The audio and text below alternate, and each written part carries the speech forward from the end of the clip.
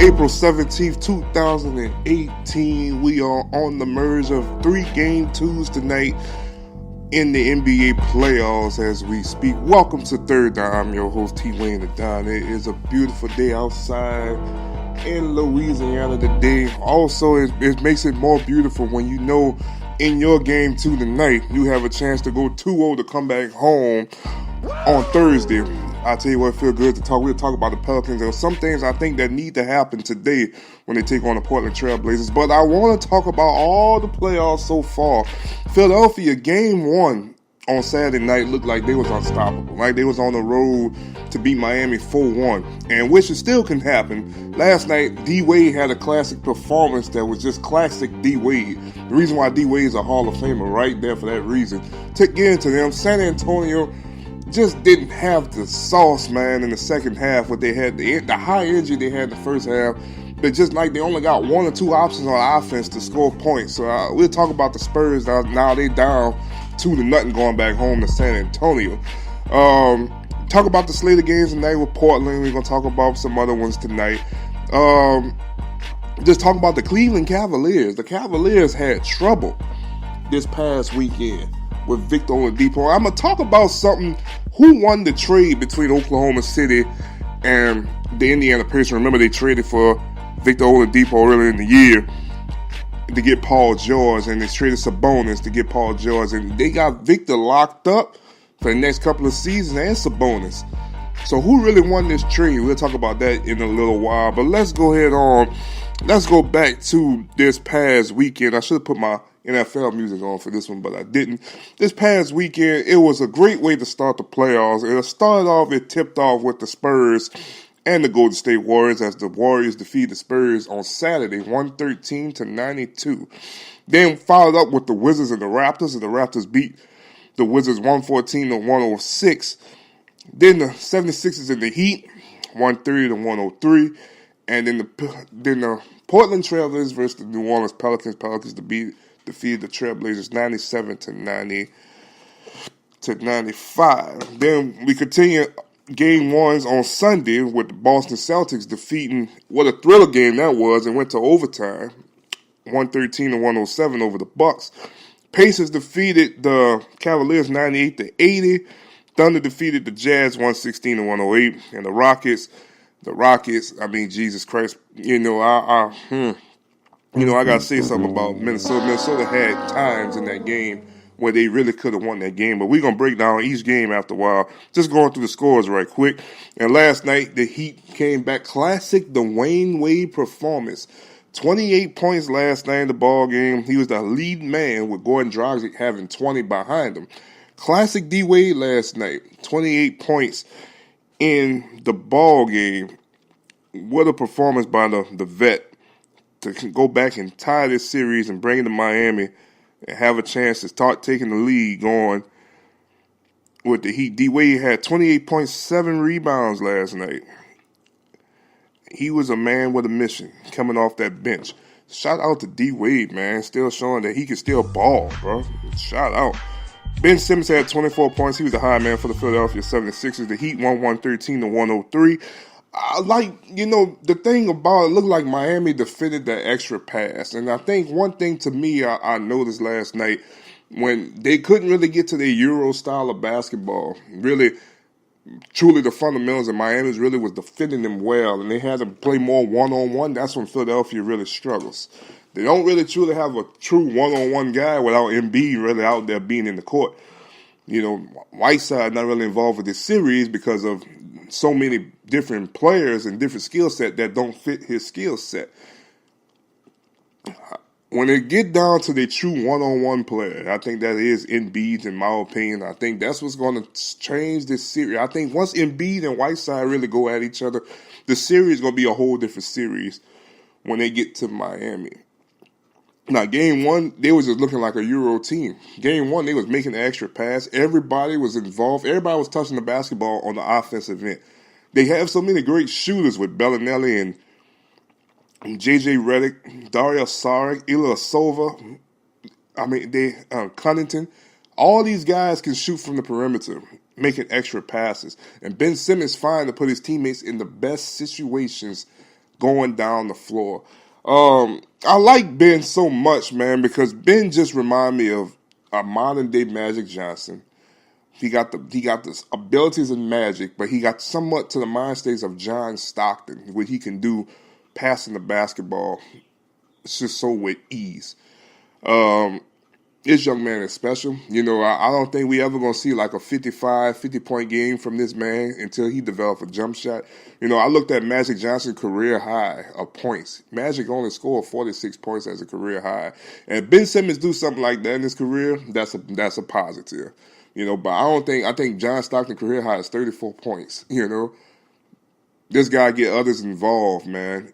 Game one, he was a rebound away from being a triple-double.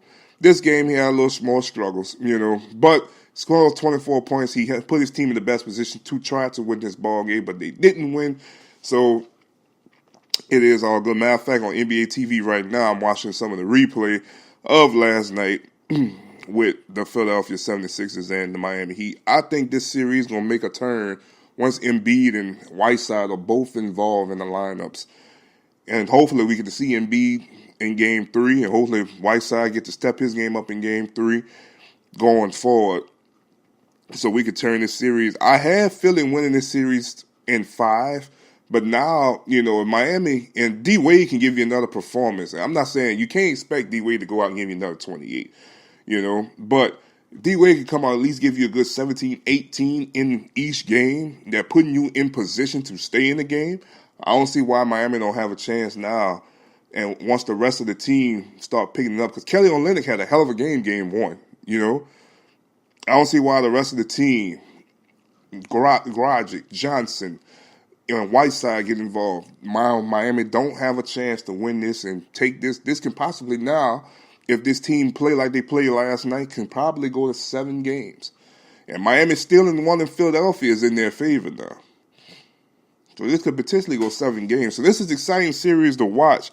I can't wait to see more of the Miami Heat and Philadelphia 76ers.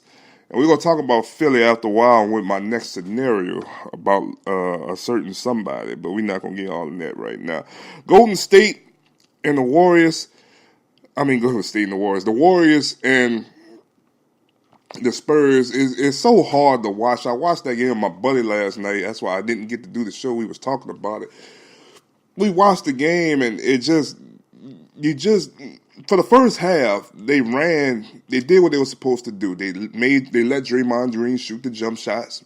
That's kind of what the game plan, really let him shoot. Kevin Durant missed some shots, so that was in their favor. You kind of took Klay Thompson out of the equation in the first half.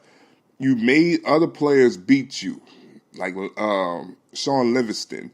You want people like Patrick McCall, all these type of Quentin Cook. You want guys like that to beat you. You don't want the stars to beat you. You don't want 3 of them all-stars to beat you between Kevin Durant, Klay Thompson, and Draymond Green. One thing I did notice, though, I noticed that I noticed last night that LaMarcus Aldridge was taking his game to another level. He knew he had to really do what he had to do to potentially put himself in a position, put his team in a position, number one, to have a chance to win that game last night. He wanted to say he had 36 points in that ball game, and it's just sad to see the Spurs don't have enough to beat this team, and good coaching, and that's something that they can rely on and really put them in that situation. They only lost last night by 15 points, but, always had 34 points last night. But good coaching, 34 points, 12 rebounds, 3 assists. He was the lead man for the whole Spurs the whole night. Good coaching is going to get you tight situations in that game. The Spurs are not a good basketball team right now. They're not. They have the issues with Kawhi not being there. Let's look at the box scores from last night. Aldridge has 34. Rudy Gay. To me, Rudy Gay should be in a bigger position than what he is, but he's not, Patty Mills had 21. Patty Mills had 21 points last night. Danny Green, 0 for 3 from the field, 0 for 3 from the 3-point line and from the field goal.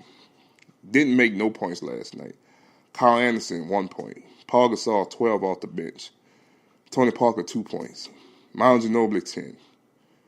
You know, there's some seriously, when you think about the all season and whenever it ends and look like it might end the first round, the Spurs going to have to sit down and really reconstruct this whole roster. I think you have seen the last of Tony Parker. I think you have seen the last of Manu Ginobili, and you've seen the last of Paul Gasol. You know, this team got to get younger and get better players, and especially, you know, if Kawhi Leonard don't want to be there and they trade Kawhi and get some package deals, i.e. of a Boston Celtics maybe, this what you gotta do and you gotta move on from it. So I'm curious to see how the Spurs gonna respond in Game 3 of this series. But they surely are a long way from home right now, from at least potentially even winning 4 games. You know, if they win 1-2, I know they're gonna win 1, but 2 I'm not too sure about. But I think they definitely win 1, and they don't get swept for sure. The San Antonio is struggling so bad. But let's get on to Sunday's games. They had the Bucks and the Celtics. That was a great game, to be honest with you. Went to overtime when Middleton hit that shot from way downtown to tie the game from 99-99. Terry Rozier, I really like how Terry Rozier taking his game to the next level. You know, granted, Al Horford was the leading scorer in that ball game for the Celtics, but Rozier had 23 points in that game, 3 assists and 4 rebounds in the ball game. Terry Rozier really taking his game to the next level. Jason Tatum, 19 points, 10 rebounds. This young man is special, and we never probably would have knew how good this young man would really be if Gordon Hayward never got hurt. Like, Boston is setting themselves up, and let me tell you something. I don't think Boston gonna win the title this year. You know, because they're missing too many pieces between Irving and Gordon and not playing right now. But to say the talent that they have that's going to potentially come off the bench is amazing. When you think about Tatum, when you think about Rozier, Marcus Smart not playing right now either. There's a lot of talent on the Boston Celtics right now. I think Jaylen Brown, he had 20 points. Young player, only his second year in the league. A lot of young talent is on this team. Marquise Morris, he had Marquise, I don't think Marquise, 21 points in that ball game. Greg Monroe, what a dump. He only gave you 3 rebounds and 1 point. I'm glad New Orleans didn't waste their time with that. Look, God, just out there collecting the check. That's all that is. Ball the Milwaukee side, Giannis had 35 points. Middleton had 31 points in this ball game. It's Tony Snell. Tony Snell is a person who is a great defender. He can shoot 3 balls from a little bit in Chicago. I would love to see Tony Snell potentially come to New Orleans. You know, I'll talk about that on a later date basis. But Jabari Parker struggling, 1 for 5, 0 for 3 from the 3-point line, 2 points in this ball game. Yikes. Jabari Parker had a hard game in that game 1 against the Celtics. See what they're going to do coming back forward. You know, I see Milwaukee win 1, but I think Boston going to take. I think Boston going to take this one in 5. This is my big one of the day. Have to be the Pacers and the Cavaliers. After the first quarter, a 19-point lead for Indiana, and they wound up still winning this game by 18 points, 98 to 80, was the Indiana Pacers. And I think this is where I'm about to go with truly. I'm gonna talk about 2 things in this series, and it's not so much the series, but so much some players. But let's talk about the game itself. Let's look at the box score. Young, 7 points. Bogdanovic, 15. Miles Turner, 16. Darren Collins, 6. Victor Oladipo, 32 points. Vic gotta be the most improved player of the year. There's no doubt about it. He didn't work in Oklahoma City. He goes to a new place. He go back to Indiana. Remember, he went to Indiana in college. He go back to a place where he found his rhythm. He's comfortable. He is the man. He's the number 1 option over there in Indiana. Remember, that was part of the Paul George trade. Sabonis had 4 points. That's part of the Paul George trades as well. Corey Joseph, 3. Lance Stevenson, 12. He's going to be used for defensive reason. Trevor Booker, 3 points in the ball game. But Victor Oladipo carrying this team, taking this team to Cleveland, taking advantage of how bad this roster is, and knowing that his team is a little bit